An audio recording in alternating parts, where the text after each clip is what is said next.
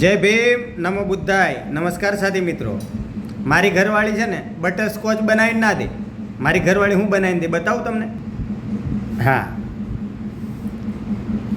દેખાય ને મસ્ત ચિકન રાઈસ દેખાય ને. મારી ઘરવાળી આવું બનાવીને દે.